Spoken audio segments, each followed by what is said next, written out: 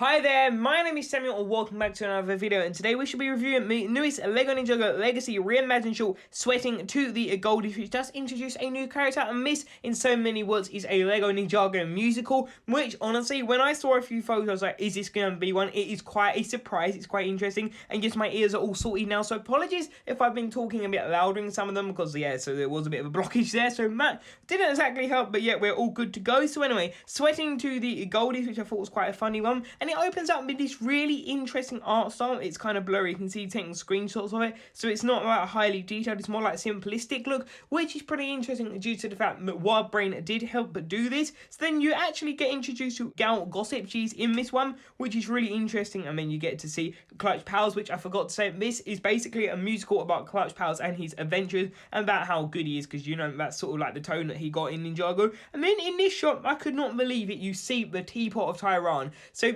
this, I presume, takes place, if it is canon, and Tommy Andreas said it depends what like the community wants to say. Personally, I would say that this is canon, as it's sort of Wild Brain, and I would say that this takes place after the island. It makes sense because we know that the island didn't take place too long after the season before, being season 13, and then we know Clutch and the others are already away, so to me it takes place then, and by looking at Jay's mood, it most probably is then. And then you just have this like really cool shot of Jay and Zane. They basically had to go, don't know where the other ninja are, and they got these like new outfits which Jay's not too happy with, and it basically turns out that they've got to like go to the red carpet event, which they're really not happy about. And then you see Clutch again holding the teapot, and he says I wish, and now this is the most insane thing, he says I wish, and you can see in his shot he does poof away, and you hear the Narcon pirate music. Oh wow, that honestly I didn't register it. I knew that what was going on, but then when I like watched it again, I heard it, and wow, it is the music. So to me, I think that he has been having the teapot of Tyran, so this definitely had to take place after season 12, and most probably after 13 makes more sense.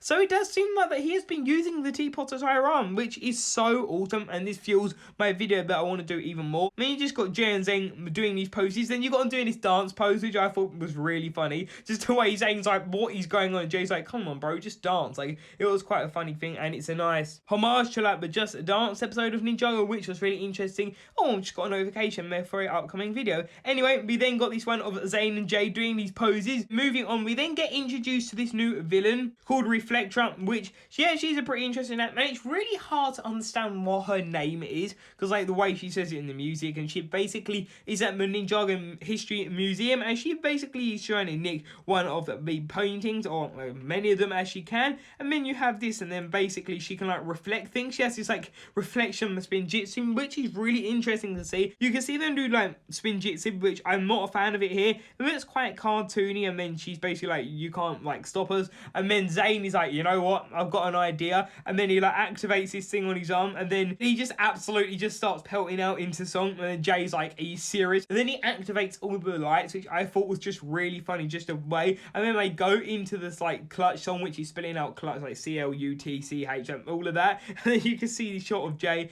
and then Zane. Like, honestly, this was so unexpected. I was sitting there and I was like, what am I watching? And then you just have them going through like this whole musical number, which is just so funny, and with all of these shots you can see here. Then we got Buff Zayd here, which honestly, what is going on at this point? And then you can see that she's just like, no, I do not want to hear your singing. And then they end with like the fireworks, and then it basically then goes from there with this like Clutch Power holograms and I work alone. Zane and Jay can sing really well. Like, it sounds different. Like, they did like a version of the Weekend Whip, which is sort of canon in Ninjago. They actually sound a lot better here, so I'm not exactly sure what that is, but yeah, honestly, I would actually love a whole 11-minute episode. I think it can be quite entertainment, considering Zane and Jay here absolutely took the spotlight, though it's a shame that we couldn't have Jay and Nia. Judging how happy Jay is, and also he wants to go to this party, I do presume that this does take place after season 13, because he seems too happy for that. He really does. And yeah, that is it for this episode. It honestly was, I think this is my favourite one, Sweating to the Goldies. Just the